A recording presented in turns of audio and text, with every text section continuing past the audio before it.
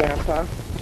Are you ready to hear about my childhood? Yes. I was born at a very early age on a farm in North Dakota, and I was the second child in order. My sister, Sylvia, was born first, and I was born a year later. I was born on February 8th, 1921, in a little town, or outside of a little town called Galesburg, North Dakota. My father and mother were farmers, and my grandmother, a Norwegian immigrant lady who had homesteaded the farm along with her husband Johannes, which lived with us. At the age of, I grew up until the age of 7 on the farm, and then we moved to a small town. The town's name was Clifford, North Dakota, where my father operated a Standard Oil service station.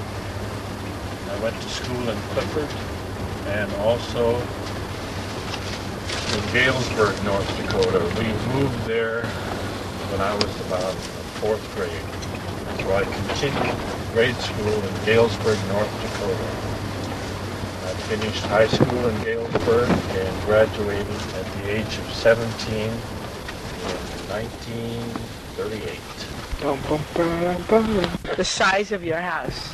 The size of our house that I remember the most vividly was a large home with 4 or 5 bedrooms upstairs, 1 bedroom downstairs, and a large kitchen and a large living room and like a den, another room that my father used for an office, which was like a den, and a large dining room.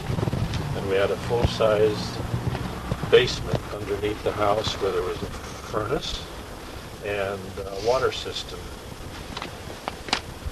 That's about all I can relate about the house. My other relatives, of course, were grandparents. On my mother's side, my grandfather and grandmother were alive. And on my father's side, my grandmother, I never did know my grandfather. On my father's side, he died when my father was 5 years old. But I remember my grandmother because she lived with us, and she died when I was about 7 years old.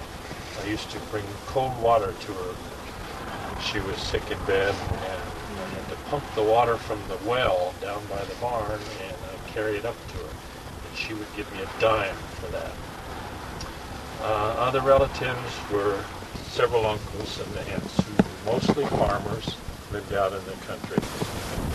Childhood activities were same as most kids that era.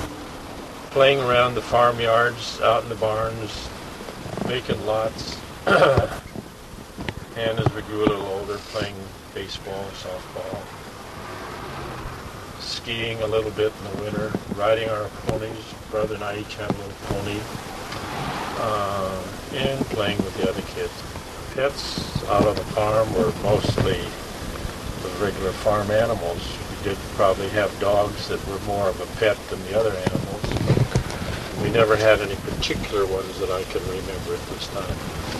Well, I had the usual number of friends. Of course, we lived in a small community. There were only a few. The school was small. There were probably not more than 8 or 10 children to play with in the whole neighborhood where I lived. But we were friends with many people around town. In that town, you were friends not only with the young people your own age, or the kids, but the older people in the town became your friends. You used to spend time with them and listen to them talk and help them with their jobs and run errands, hang around with them. Clubs, no, but we had church groups. We belonged to the Lutheran Church. The Lutheran Church had, for the youth activities were centered around Sunday school and Luther League, which was social meetings every other Sunday evening. People would gather and have little programs. have snacks afterwards. Kind of like church, huh? Kind of like church, just a little mini church type thing. Their celebrations? I don't think we ever had birthday parties as such for the kids. Probably just the birthday cake and some candles. But no structured parties. Celebrations were limited to the holidays, Christmas, Easter, New Year's. Of course, 4th of July was a big day. Big celebration day. That's when everybody went to picnics or went to Festivals? carnivals, which they held in Yeah. villages.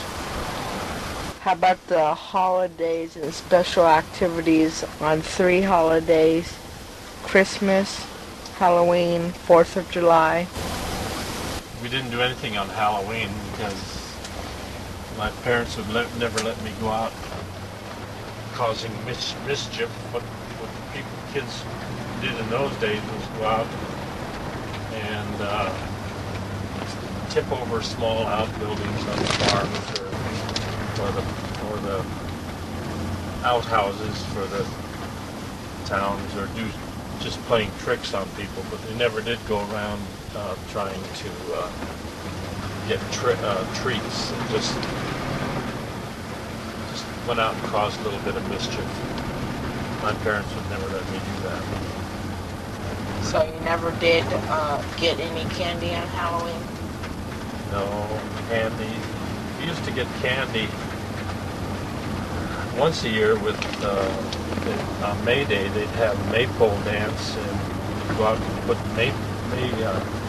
put baskets of candy on your friends' doorsteps or on people's doorsteps, and of course they would do the same for you. So that was kind of a little gift that you give people. How about your favorite foods? Well, you can go on if you want. Favorite food? Yeah. Did you say? Favorite foods? Something your mom cooked on a special occasion or something? I suppose my favorite meal when I was growing up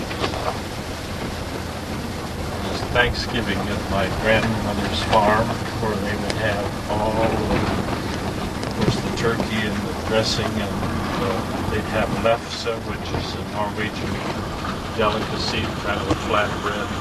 And they'd have all the pickles and olives and fruits, and they'd save up all of that stuff for that particular day, which we weren't able to have during the year. Things were kind of tough when I was about 10 years old. Did you have trading posts or grocery stores? Had a little general grocery store in town that handled. There were 2 of them actually. One was called the IGA store, and the other was just a general merchandise store. Growing up as a youngster, the longest trips we made were to Fargo, North Dakota, or Grand Forks, which was probably 50 or 60 miles from where we lived. Then we did make some trips to visit relatives in Minnesota, and of course uncles and aunts on the farms around within a 15 or 20 mile radius of Galesburg where I lived. There weren't any special outings. I guess we did go to the lakes in Minnesota once or twice, but nothing that stands out in my mind. The hometown I think I told you about is Galesburg, North Dakota. Population 350 it was, more or less, a couple here and there, so it wasn't very large. Activities were sitting around on the bank steps and watching the dust fly, or playing catch outside the high school gymnasium. The old joke, going to the barber shop and watching haircuts. That's about all there was to do. Sit around, little kids and older kids, and in between kids, and some grown-up kids, and just listening to dumb stories that they told. Dating, as I told you. We didn't know what that was. A date was something you ate. Something that grew on a tree in Egypt or somewhere. Interesting anecdotes and funny stories of happenings. I think I've told you about that.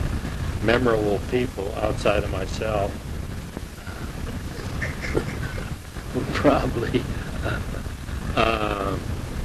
some of the, well, I don't know. It's hard to, what's memorable? Somebody that you like or somebody that you don't like? Probably the principal of the school, high school, was one of the people that I admired the most. Books that were favorites, I don't know, the Hardy Boys, Tarzan of the Apes, sometimes, of course, the Bobbsey Twins when I was a kid, Little Women, you know, I read that, although boys weren't supposed to read about that, but I did. And, of course, we had a limited library. Magazines was Boys Life, as I asked Brandon whether he still got that magazine, and he's a Boy Scouter now, and although I wasn't a Boy Scouter, I did get the magazine. And that's about it. We read the Saturday Evening Post and Liberty magazine. Things that we had to read in school were, Sears Roebuck catalog. It's a good place to visit and read. How about in World War II? Some of the stories. Well, this is the end of my, this is probably the end of the interview as far as growing up. So, For now. We'll think of some other questions probably later. Okay, I'll